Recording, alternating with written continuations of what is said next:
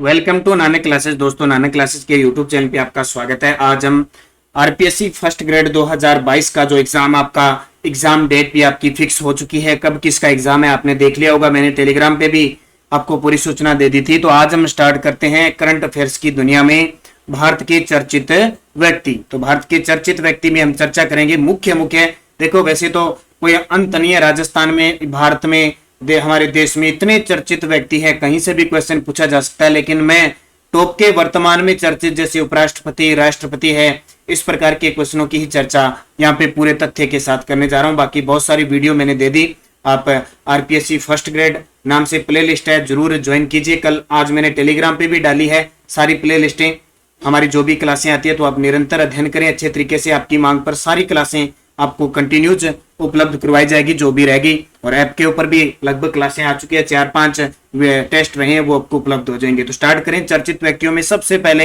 हमारे देश के प्रथम नागरिक राष्ट्रपति की चर्चा करें। हाल ही में भारत के 15वें राष्ट्रपति के रूप में किसने पद ग्रहण किया है? तो हाल ही में भारत के 15वें राष्ट्रपति के रूप में किसने पद ग्रहण किया है? द्रौपदी मुर्मू जी ने। द्रौपदी मुर्मू ने नाम सुना होगा आपने पहले भी। 25 जुलाई 2022 को द्रौपदी मुर्मू भारतीय गणराज्य की 15वीं राष्ट्रपति के रूप में शपथ ली है। इसके साथ ही वह भारत की पहली आदिवासी महिला राष्ट्रपति और प्रतिभा पाटिल के बाद दूसरी महिला राष्ट्रपति बन गई है। द्रौपदी मुर्मू देश की व्यक्तियंश 15वीं और कर्म में 16वीं है, यानी व्यक्ति के रूप में 15वीं है और कर्म के रूप में 16वीं है। क्यों हुआ? क्योंकि आपको बताया एक व्यक्ति थे डॉक्टर राजेंद्र प्रसाद जो 2 बार राष्ट्रपति रहे थे, उसके अलावा जितने भी राष्ट्रपति आए एक एक बार रहते आए हैं। तो 16वें हो गए वैसे, ठीक है, 2 बार वो रहे तो व्यक्ति के रूप में 15वें और 16वें, ये कई बार विद्यार्थियों के कंफ्यूज रहता है। द्रौपदी मुर्मू राष्ट्रपति रामनाथ कोविंद का स्थान लिया है। उन्होंने राष्ट्रपति चुनाव 2022 में विपक्ष के उम्मीदवार यशवंत सिन्हा को हराया। इसको भी याद रखना, तो काफी चर्चा में है। अब थोड़ी सी बूस्टर डोज इनके बारे में जरूर देखना। द्रौपदी मुर्मू का जन्म 20 जून 1958 को उड़ीसा के मयूरभंज जिले में एक संथाली आदिवासी परिवार में हुआ था।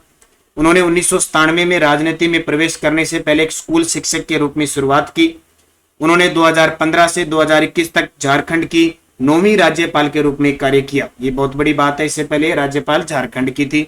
वह भारत की पहली महिला आदिवासी राज्यपाल और उड़ीसा की पहली महिला आदिवासी नेता बनी जिन्हें भारतीय राज्य के राज्यपाल के रूप में नियुक्त किया गया। और अब ये बन गई भारत की राष्ट्रपति, यानी हमारे देश की प्रथम नागरिक। अब कौन कहला रही है? द्रौपदी मुर्मू। तो बहुत ही शानदार नाम है। तो देश के राष्ट्रपति की बात आई है तो थोड़ी सी चीजें मैं आपको बताता हूं। अब तक के जो मैंने अभी बात किया ना कि व्यक्ति के रूप में 15वीं है और राष्ट्रपति क्रम में 16वीं है, एक सूत्र देखो उसके हिसाब से एकदम कभी भी क्रम में पेपर में पूछ ले तो गलत नहीं होना चाहिए। लगभग नीलम संजीव रेड्डी के बाद 15-25 जुलाई को शपथ लेते हैं। देखो एक सूत्र है मेरे द्वारा तैयार है, लेकिन आपको अच्छा लगे ना लगे वो मैंने फिक्स कर रखा है। राजा विप निज्ञा वेश के कपाप कोमू। राजा विप निज्ञा वेश के कपाप कोमू। देखो राजेंद्र प्रसाद, फिर राधा कृष्णन, जाकिर हुसैन, वीवी गिरी, फखरुद्दीन अहमद, नीलम संजीव रेड्डी, ज्ञानी जैल सिंह, आर वेकट, शंकर दयाल शर्मा, उसके बाद कलाम साहब, फिर कलाम साहब, के आर नारायण, फिर कलाम साहब, प्रतिभा पाटिल, प्रणब मुखर्जी और रामनाथ कोविंद और अब द्रौपदी मुर्मू जी।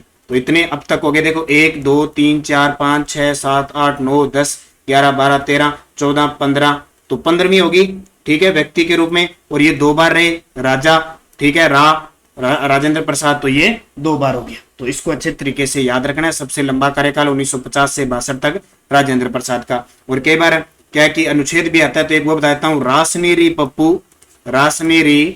पप्पू योग्यता शर्त शपथ महाभियोग। योग्यता शर्त शपथ महाभियोग, यहां से क्वेश्चन बहुत बार आता है। रासनेरी पप्पू योग्यता शर्त शपथ महाभियोग। अनुच्छेद 53 में, अनुच्छेद कहां से स्टार्ट होता है? अनुच्छेद 52 में भारत का एक राष्ट्रपति होता है।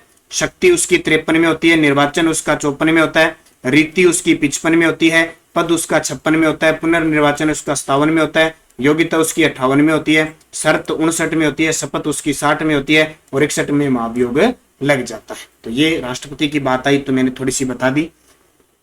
दूसरा प्रश्न देखिए, भारत की सुर सम्राज्ञी भारत रत्न लता मंगेशकर का हाल ही में निधन हो गया, उनके बारे में सत्य कथन थे। बहुत बड़ा नाम है, विश्व प्रसिद्ध भारत की कोकिला भारत रत्न लता मंगेशकर जी का निधन हो गया। तो जाहिर सी बात है एग्जाम में बार बार आ रहा है।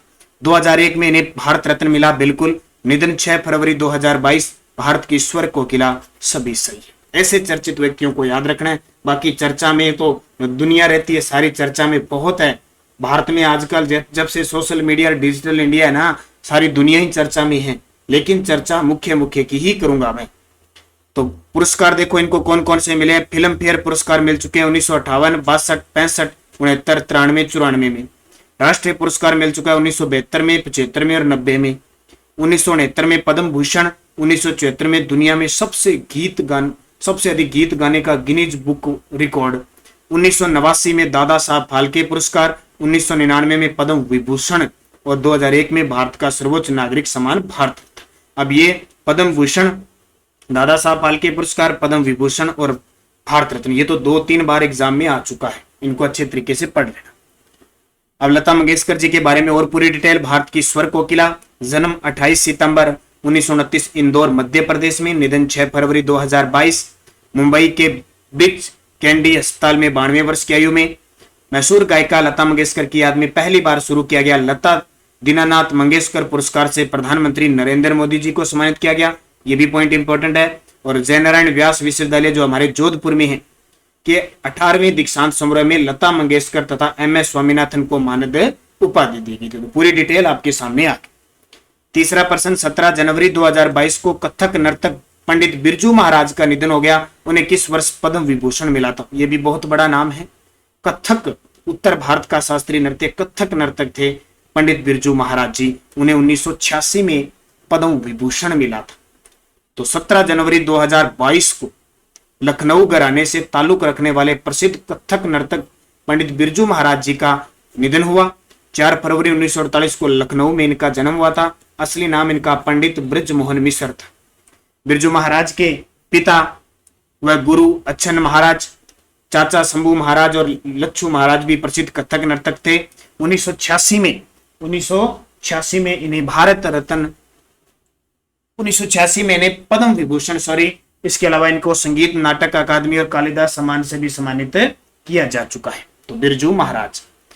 गणतंत्र दिवस 2022 के अवसर पर वायुसेना की झांकी में देश की पहली महिला राफेल लड़ाकू विमान पायलट जिन्होंने हिस्सा लिया, यानी हमारे देश की पहली महिला राफेल लड़ाकू विमान पायलट है, इन्होंने भाग लिया, वो शिवांगी सिंह। और सभी विद्यार्थियों को एक बार फिर मैं पुनः ये बता देता हूं कि हमारी नानक क्लासेज ऐप के ऊपर स्कूल व्याख्याता के लिए आरपीएससी फर्स्ट ग्रेड के लिए विश्व, भारत और राजस्थान के 14 से 15 करंट अफेयर्स के टॉपिक है ना, ये लगभग 10 से 11 टॉपिक मैं डाल चुका हूं। 251 रुपए इसका चार्ज है।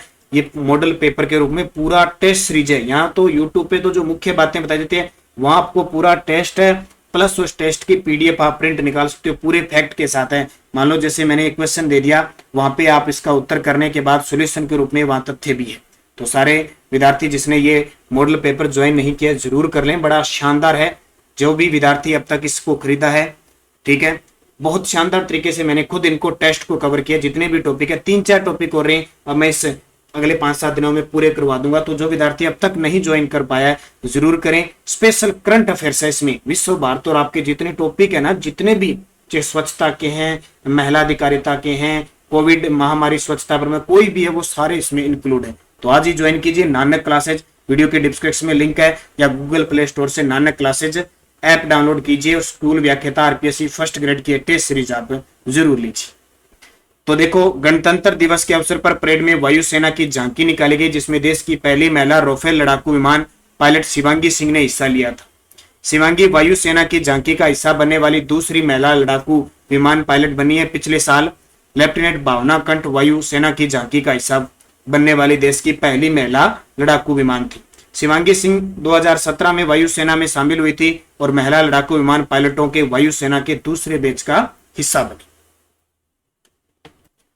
बूस्टर डोज देख लीजिए, ये झांकी है, शायद झांकी की बूस्टर डोज देख लीजिए। वर्ष 2022 AIF यानी वायुसेना की जो झांकी का विषय था, Indian air force transforming for the future.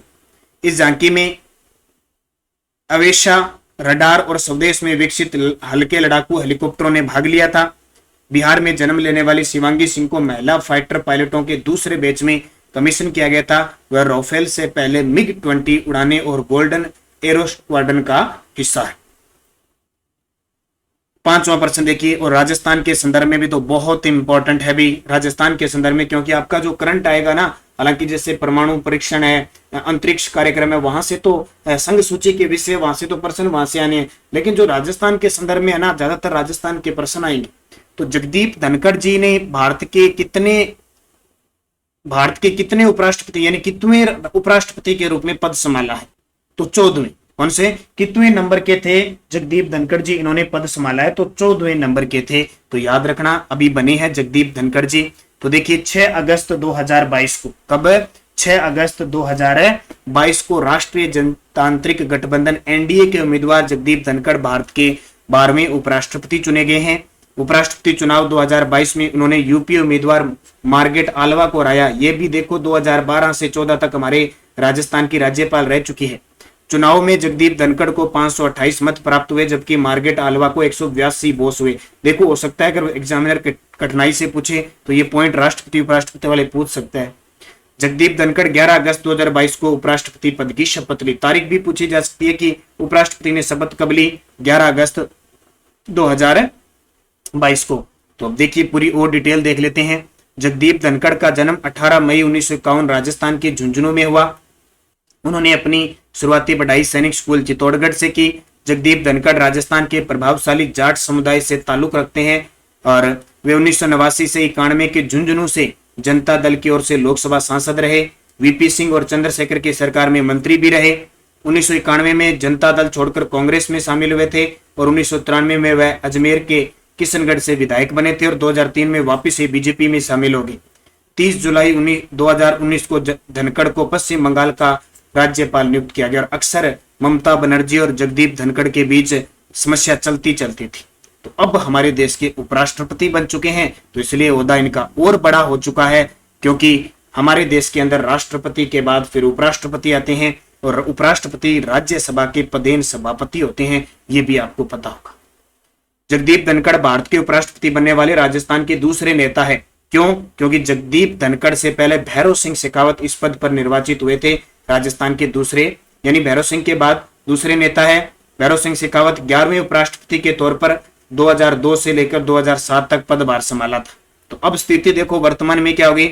वर्तमान में ओम बिरला लोकसभा अध्यक्ष हैं और राजस्थान के कोटा संसदीय क्षेत्र का प्रतिनिधित्व करते हैं और राज्यसभा के पदेन सभापति भी कौन बन गए? राजस्थान से। तो दो यानी संसद के दोनों सदन, राज्यसभा और लोकसभा में दोनों ही जो अध्यक्ष कह सकते हो, सभापति और अध्यक्ष, दोनों ही राजस्थान से बिलोंग करते हैं। ये राजस्थान की धरती के लिए बहुत बड़ी बात है। अब बात आई है उपराष्ट्रपति की। बात किसकी आई है? उपराष्ट्रपति की। तो देखो उपराष्ट्रपति का अनुच्छेद होता है अनुच्छेद होता है 63। क्या होता है? 63। पहले उपराष्ट्रपति कौन थे? डॉक्टर राधा कृष्णन थे और जगदीप धनखड़ से पहले कौन थे? एम ए वेंकैया नायडू थे। बाकी तो जाकिर हुसैन, वीवी गिरीर, बीडी जत्तीर, कृष्णकांत, भैरव सिंह शेखावत, हामिद अंसारी, ये थे। चलते हैं अगले प्रश्न की तरफ। सुप्रीम कोर्ट के 49वें मुख्य न्यायाधीश के रूप में नियुक्त किए गए हैं। देखो ये भी टॉपिक है, वैसे मैं लास्ट में आपको कराऊंगा भारत में कौन क्या, वो भी इंपॉर्टेंट है आपके लिए। 49वें मुख्य न्यायाधीश के रूप में नियुक्त कौन हुए हैं? यू ललित 49वें मुख्य न्यायाधीश बन चुके हैं अभी। तो भारत के मुख्य न्यायाधीश एनवी रमणा ने 49वें सीजेआई के लिए जस्टिस यू ललित के नाम की सिफारिश की और अभी शपथ ले चुके हैं। ठीक है, यू ललित शपथ ले चुके हैं। बस इनके बारे में इतनी चीजें ध्यान रखनी। फिर देखिए राहुल नार्वेकर किस राज्य की विधानसभा के अध्यक्ष चुने गए हैं? राहुल नार्वेकर किस राज्य की विधानसभा के अध्यक्ष चुने गए? अभी चर्चा में क्यों? क्योंकि ये युवा है महाराष्ट्र की। इसके महाराष्ट्र में उल्टफेर हुआ है ना अभी। तो मुंबई के वकील और पहली बार विधायक बने राहुल नार्वेकर को महाराष्ट्र विधानसभा के सबसे कम उम्र के अध्यक्ष के रूप में चुना गया है। वह इस महत्वपूर्ण संवैधानिक पद को संभालने वाले भारत के सबसे कम उम्र के हैं। नार्वेकर ने 16वें अध्यक्ष 1960 के रूप में चुने जाने वाले सबसे कम उम्र के विधायक बनने का इतिहास लिखा है और अब देश में प्रतिष्ठित शीर्ष विधायी पद पर कब्जा करने वाले सबसे कम उम्र के विधायक भी, सबसे कम उम्र के विधायक भी बन गए और सबसे कम उम्र के विधानसभा अध्यक्ष भी बन गए। कहां के? महाराष्ट्र के। गीता गोपीनाथ अंतर्राष्ट्रीय मुद्रा कोष की पूर्व अर्थशास्त्रियों की दीवार पर प्रदर्शित होने वाली दूसरी भारतीय बनी है, इससे पहले कौन थी? यानी गीता गोपीनाथ अंतर्राष्ट्रीय मुद्रा कोष है ना, तो वहां पे अर्थशास्त्रियों का जो वो दीवार पर प्रदर्शित किया जाता है, इनकी फोटो वगैरह हो सकता है, तो पहले दूसरी भारतीय बनी है। पहले कौन थे? रघुराम राजन। कौन थे? रघुराम राजन, जो आरबीआई के गवर्नर रह चुके हैं।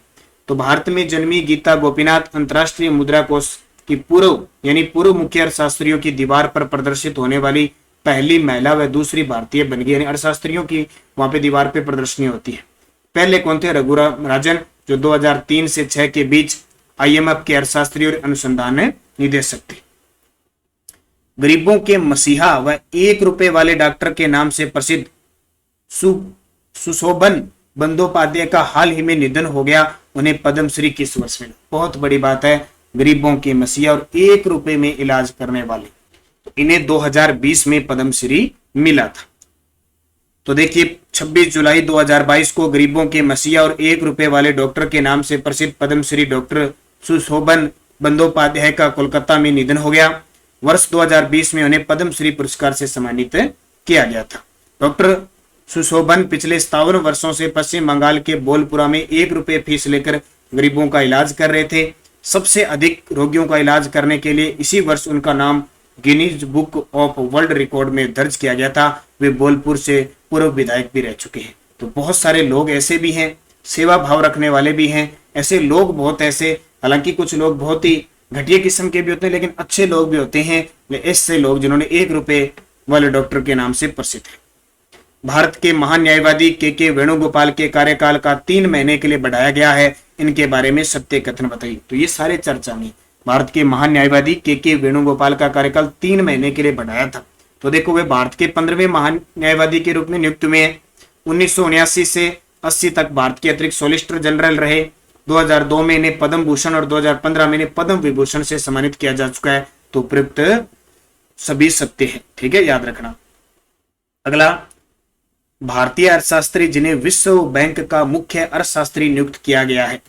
भारतीय अर्थशास्त्री जिन्हें विश्व बैंक का मुख्य अर्थशास्त्री नियुक्त किया गया है, इंद्रमित गिल को। तो भारतीय अर्थशास्त्री इंद्रमित गिल को विश्व बैंक यानी वर्ल्ड बैंक का मुख्य अर्थशास्त्री नियुक्त किया गया है। कौशिक बसु के बाद इस पर नियुक्त होने वाले गिल दूसरे भारतीय हैं। संयुक्त राष्ट्र संघ में भारत की नई स्थायी प्रतिनिधि होगी। संयुक्त राष्ट्र संघ यूएनओ में भारत की नई स्थायी प्रतिनिधि कौन होगी? तो वो होगी रुचिरा कंबोज। रुचिरा कंबोज होगी। तो देखिए वरिष्ठ राजनीतिक रुचिरा कंबोज यूएनओ में भारत की नई स्थायी प्रतिनिधि होगी।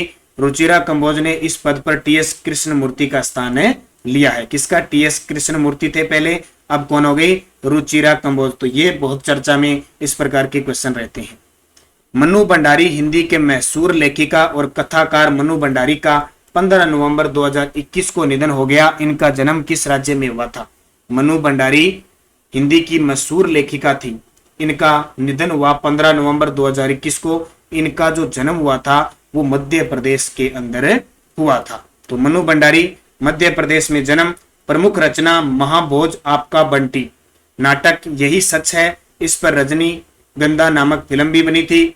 प्रमुख पुरस्कार 2001-2 में मनु भंडारी को राजस्थान संगीत नाटक अकादमी पुरस्कार दिया गया। के बिरला फाउंडेशन का 18वां व्यास सम्मान भी मिला था। लोकमान्य तिलक राष्ट्रीय पुरस्कार 2021 किसे प्रदान किया गया? लोकमान्य तिलक राष्ट्रीय पुरस्कार 2021 ये साइरस पूनावाला को प्रदान किया गया।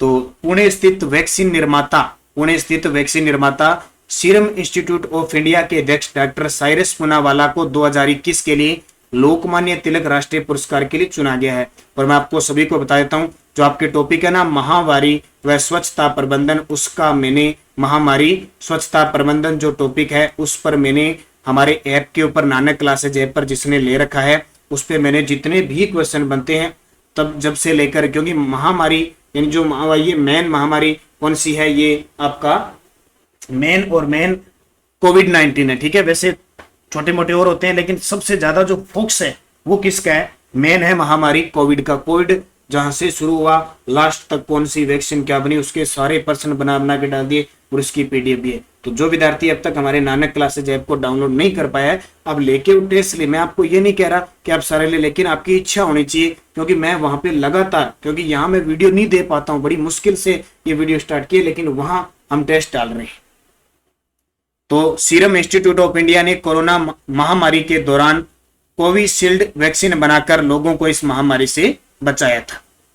राजस्थान के किस पैरा निशानेबाज को 2019 के लिए इंडियन स्पोर्ट्स ऑनर में differently abled sportsman of the year चुना गया? तो ये राजस्थान नहीं है, अभी राजस्थान के नहीं, देश के, हमारे देश के किस पैरा निशानेबाज को? प्रमोद भगत को। तो मुख्य अतिथि दुनिया के number 1 para shuttler Pramod Bhagat को 2019 के लिए इंडियन स्पोर्ट्स ऑनर में differently abled sportsman of the year चुना गया है।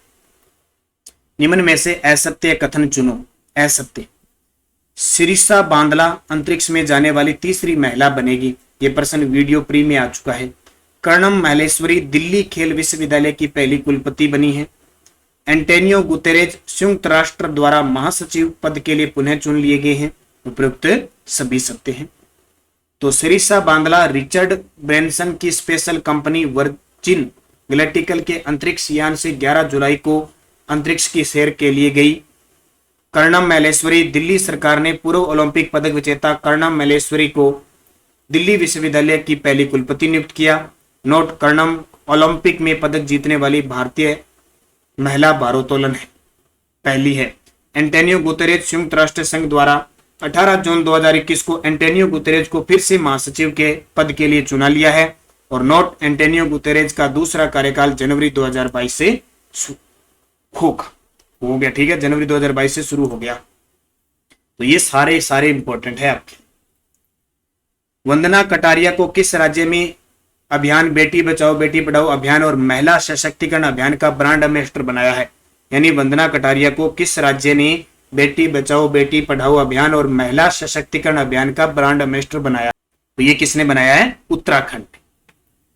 मुख्य तथ्य, टोक्यो ओलंपिक में भारतीय महिला हॉकी टीम की सदस्य रही वंदना कटारिया को उत्तराखंड सरकार ने बेटी बचाओ बेटी पढ़ाओ अभियान और महिला सशक्तिकरण अभियान का ब्रांड एम्बेसडर बनाया है।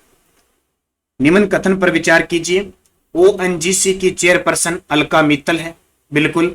एशियाई अवसंरचना निवेश बैंक के उपाध्यक्ष उर्जित पटेल। विश्वविद्यालय अनुदान आयोग के अध्यक्ष हैं प्रोफेसर जगदीश कुमार। विश्व बैंक शिक्षा सलाहकार के हैं रणजीत सिंह दिसाले। और राष्ट्रीय महिला आयोग की अध्यक्ष है रेखा शर्मा। तो 1 2 3 4 5 सारे सही। निम्न कथन पर फिर विचार कीजिए। सारे चर्चा में देखो, सेबी के नए अध्यक्ष माधवी पुरी बुच, एयर इंडिया के नए चेयरमैन व प्रबंध निदेशक विक्रम देवदत्त, इरडा भारतीय बीमा नियामक व विकास प्राधिकरण के अध्यक्ष देवाशीष पांडा और राष्ट्रीय बाल अधिकार संरक्षण आयोग की अध्यक्ष रेखा शर्मा। ये देखो, ये गलत है। राष्ट्रीय बाल अधिकार संरक्षण आयोग की अध्यक्ष रेखा शर्मा नहीं है, देवाशीष पांडा ये सही है, विक्रम देव ये सही है। तो इसका उत्तर हो जाएगा 1 2 3, यहाँ पे 4 नहीं लिखा सत्य कथन में। तो इसमें देखो ये गलत है, रेखा शर्मा राष्ट्रीय बाल अधिकार संरक्षण आयोग की अध्यक्ष रेखा शर्मा गलत है, क्योंकि राष्ट्रीय बाल अधिकार संरक्षण आयोग की जो अध्यक्ष है वो प्रियंका कानूनगो है। तो इसमें ये गलत हो जाएगा। 3 से ये शायद ऐप में भी यहाँ गलती थी। तो कोई गलती होती है, किसी भी प्रकार की क्वेश्चन आपको डाउट लगता है तो आप रिपोर्ट जरूर कर दिया करो ताकि हमें पता लग जाए। तो इसका उत्तर 1 2 3 होगा, 4 नहीं होगा भी। ठीक है, 1 2 3 शायद बहुत सारे विद्यार्थियों ने टेस्ट लिया है और मैंने तो कहीं देखी नहीं, रिपोर्ट नहीं होगी, क्योंकि आपने 4 जब सही कर दिए तो आपको तथ्य भी मैंने दिया था राष्ट्रीय बाल अधिकार संरक्षण आयोग प्रियंका कानूनगो। तो कई बार मिस्टेक हो जाता है यहाँ लिखने में। 3 ही उत्तर है, इसका चौथा नहीं है। ये सही है, ये सही है, ये गलत है, क्योंकि राष्ट्रीय बाल अधिकार संरक्षण आयोग की अध्यक्ष है, दोबारा फिर बता देता हूं कौन है, प्रियंका कानूनगो। निम्न कथन पर विचार कीजिए। ये देखिए इंपॉर्टेंट बड़े क्वेश्चन है, मैं सारे कथनों के हिसाब से लेके आ रहा हूं ताकि आपको किसी भी प्रकार की दिक्कत न हो। राज्यसभा के नए महासचिव बन चुके हैं पीसी मोदी। आरबीआई के गवर्नर है शशिकांत दास। बीसीसीआई के अध्यक्ष है सौरव गांगुली। केंद्रीय प्रत्यक्ष कर बोर्ड के अध्यक्ष है नितिन गुप्ता। दिल्ली के नए उपराज्यपाल विनय कुमार सक्सेना। तो सारे के सारे सही है। राष्ट्रपति रामनाथ कोविंद ने किसे लोकपाल का कार्यवाहक अध्यक्ष नियुक्त किया है? आपको पता होगा कि पिनाकी चंद्र घोष थे, वो अब हट चुके हैं, उनकी जगह कार्यवाहक बनाए गए हैं। किसको? तो कार्यवाहक का जो दिया गया है वो प्रदीप कुमार मोहंती को कार्यवाहक लोकपाल बनाया गया है। तो राष्ट्रपति रामनाथ कोविंद ने न्यायमूर्ति प्रदीप कुमार मोहंती को लोकपाल का कार्यवाहक अध्यक्ष नियुक्त किया गया है। भारत के पहले लोकपाल पिनाकी चंद्र घोष का कार्यकाल पूरा होने से यह पद रिक्त हो गया था। तो लगातार आपको ये क्लासें मिल रही है और लास्ट में मैं कोशिश करूंगा एक बड़ी मैराथन घंटे 2 घंटे की लगाऊंगा, उसमें जो बचे हुए सिस्टम है ना वो भी सारे सीधे MCQ क्वेश्चन फटाफट मैं आपको करवा दूंगा। भारत के आर्किटेक्ट वास्तुकार जिन्हें ब्रिटेन के रॉयल गोल्ड मेडल 2022 से सम्मानित किया गया है, तो वो है बालकृष्ण दोषी को सम्मानित किया गया है। तो भारत के आर्किटेक्ट यानी वास्तुकार है बालकृष्ण दोषी को ब्रिटेन के रॉयल गोल्ड 2022 से सम्मानित किया गया है। देश के खिलाड़ी जिन्हें एथलीट समिति के निदेशक मंडल के अध्यक्ष के रूप में चुना गया है, तो निदेशक मंडल के अध्यक्ष के रूप में चुना गया है लवलीना बोरगोहेन। नाम जानते हो आपने, ओलंपिक में इन्होंने कांस्य पदक जीता था, मुक्केबाज है ये। इन्हें एथलीट समिति के निदेशक मंडल में अध्यक्ष के रूप में चुना गया है। और एक और नाम याद रखना, मीराबाई चानू ने BBC Indian sport women of the year 2021 का 3रा संस्करण जीता है। ये मैंने पुरस्कार और खेल परिदृश्य के जो आपको टेस्ट दे दिए ऐप में और यहाँ वीडियो दे दिए उसमें सब कुछ बताया होगा। तो जो विद्यार्थी नए जुड़े हैं ना वो हमारी प्ले लिस्ट में जाके सारे वीडियो जरूर देखना, तो आपके लिए इंपॉर्टेंट होगा।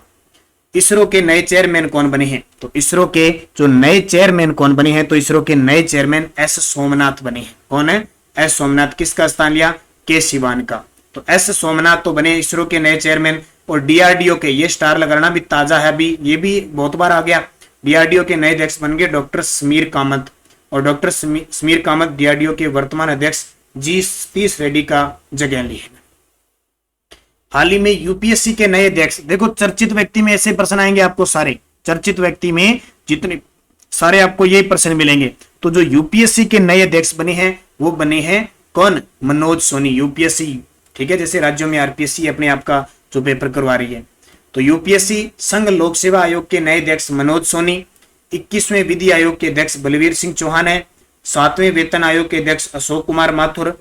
15वें वित्त आयोग के अध्यक्ष NK सिंह और नीति आयोग के उपाध्यक्ष डॉक्टर राजीव कुमार। डॉक्टर, ये अब यहाँ पे चेंज हो गया भाई, इसको चेंज करना पड़ेगा। नीति आयोग के उपाध्यक्ष को चेंज करना पड़ेगा। पुराना क्वेश्चन हो चुका है, डिलीट कर देना इसको, उपाध्यक्ष को, क्योंकि नीति आयोग के नए उपाध्यक्ष बन चुके हैं सुमन के बेरी। कौन है? सुमन के बेरी बन चुके हैं। यहाँ पुराना का पुराना दे दिया तो ये गलत है। सुमन के बेरी बन चुके हैं। और आपको ये भी याद रखना है नीति आयोग के नए CEO बन चुके हैं परमेश्वरन अय्यर। ठीक है, ये चीजें आपके लिए इंपॉर्टेंट है। संयुक्त राष्ट्र विकास कार्यक्रम द्वारा किसे पहली युवा जलवायु चैंपियन चुना है, तो ये चुना है संयुक्त राष्ट्रीय विकास कार्यक्रम द्वारा प्राजक्ता कोली को चुना है। तो संयुक्त राष्ट्रीय विकास कार्यक्रम UNDP ने जानी मानी कंटेंट निर्माता और अभिनेत्री प्राजक्ता कोली को पहली युवा जलवायु champion UNDP youth climate champion चुना है। प्राजक्ता कोली एक भारतीय यूट्यूबर और अभिनेत्री है जिन्हें उनके यूट्यूब चैनल को मोस्टली से जाना जाता है। 2021 के लिए ICC women cricket of the year चुना गया। 2021 के लिए ICC women cricketer of the year किसे चुना गया, तो स्मृति मंधाना। ये ईरानी कहां से आ गया, मिस्टेक थोड़ी ज्यादा आ गई भाई, इसके लिए हमें खेद है। PDF बनाते समय शायद ये मिस्टेक कर दी है, स्मृति मंधाना।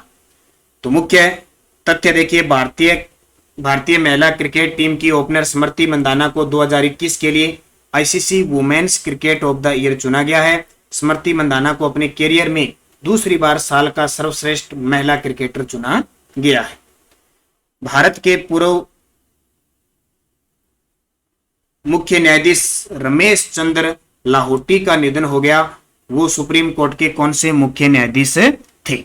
भारत के पूर्व मुख्य न्यायाधीश थे रमेश चंद्र लाहोटी, उनका निधन हो गया। वो सुप्रीम कोर्ट के कौन से मुख्य न्यायाधीश थे? 35वें थे। कौन है? 35वें। तो रमेश चंद्र लोहाटी 1 जून 2004 को भारत के 35वें मुख्य न्यायाधीश के रूप में नियुक्त हुए थे। परमेश्वरन अय्यर किस संस्था के उपाध्यक्ष नियुक्त किए, यह भी मैंने आपको बता दिया। तो किसके? नीति आयोग के। देखिए, नीति आयोग भारत सरकार द्वारा गठित एक नया संस्थान है जिसे योजना आयोग के स्थान पर बनाया गया है। यह संस्थान सरकार के थिंक टैंक के रूप में सेवा करता। ध्यान रखना, ये संवैधानिक नहीं है, वैधानिक है सिर्फ। स्थापना 1 जनवरी 2015 को। अध्यक्ष जो प्रधानमंत्री होगा ना तत्कालीन वर्तमान का वही होगा, नरेंद्र मोदी जी। उपाध्यक्ष सुमन के बेरी और सीओ परमेश्वरन अय्यर। तो ये आपको अच्छे तरीके से याद रखना है। प्रोफेसर शांति श्री धुलीपुड़ी पंडित किस विश्वविद्यालय की पहली महिला कुलपति बनी है? प्रोफेसर शांति श्री धुलीपुड़ी पंडित किस विश्वविद्यालय की पहली महिला कुलपति बनी है? तो ये बनी है जवाहरलाल नेहरू विश्वविद्यालय की। तो प्रोफेसर शांति श्री धुलीपुड़ी पंडित जवाहरलाल नेहरू विश्वविद्यालय की पहली महिला कुलपति बनी है। और उन्नी कृष्णन विक्रम साराभाई अंतरिक्ष केंद्र के नए निदेशक और एन चंद्रशेखरन टाटा संस के चेयरमैन और सोनाली सिंह लेखा महानियंत्रक है। तो ये आपको याद रखना। और अभी आपको ताजा पता होगा टाटा संस के जो पूर्व चेयरमैन थे साइरिस मिस्त्री का हाल ही में सड़क दुर्घटना में मृत्यु हो गई थी, तो वो भी चर्चा में, उनको भी याद रखना। तो ये मुख्य मैंने 30 आपको तथ्य के साथ 30 के साथ मतलब और भी दे दिए, लगभग 50-60 हो गए। तो इनको अच्छे तरीके से याद रखना। और भी होंगे क्योंकि चर्चित व्यक्तियों में जो जैसे पुरस्कार मिल गया, कोई खेल खिलाड़ी है, उनमें भी शामिल हो गए, तो वहां मैंने आपको दे दिए, जहां भी है बहुत सारे दे दिए। और भी आपको लगातार जो क्लासें हैं उनमें नाम आते रहेंगे। तो एक क्लास विशेष में अकेले नहीं कह सकते कि चर्चित व्यक्ति हैं, लेकिन कभी चर्चित व्यक्ति पूरे नहीं होते क्योंकि जगह चर्चित व्यक्ति ये चलते रहते हैं। तो आपको लगातार क्लासों में मिलते रहेंगे। तो निरंतर अध्ययन करना। अब लगभग आपको रोज एक क्लास मिलेगी, जितने भी आपके टॉपिक है सारे आपको क्लियर करवा देंगे। तो निरंतर अध्ययन करना, अच्छे तरीके से पढ़ते रहना, सफलता निश्चित तौर पे आपको मिलेगी। धन्यवाद। जय हिंद, जय भारत।